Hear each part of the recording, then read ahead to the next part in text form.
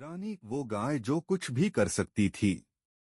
एक बार की बात है, मीडोज़शायर की हरी भरी पहाड़ियों में रानी नाम की एक गाय रहती थी।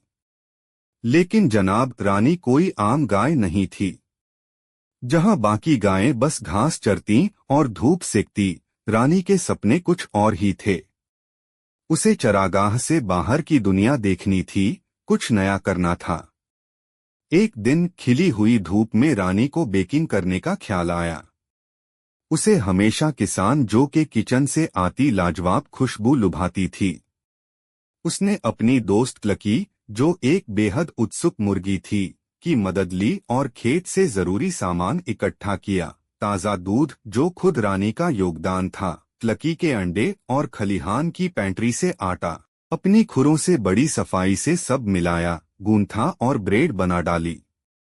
हाँ, वो थोड़ी टेढ़ी मेढ़ी जरूर थी, लेकिन खुशबू इतनी जबरदस्त थी कि किसान जो बोले, अब तक की सबसे बेहतरीन ब्रेड।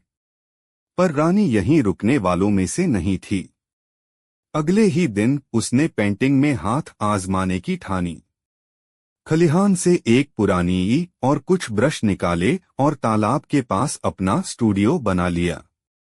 अपनी पूंछ को ब्रश की तरह इस्तेमाल कर उसने खेत का एक शानदार पेंटिंग बना दी। चरती गायें, चहकती मुर्गियां और लाल रंग का खूबसूरत खलिहान। बाकी जानवर तो देखते ही रह गए।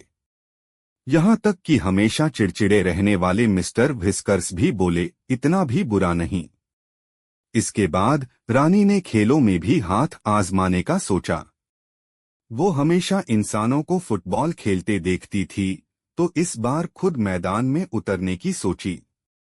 अपनी नाक पर फुटबॉल बैलेंस करते हुए उसने ड्रिबल किया, पास दिया और गोल भी ठोक दिया।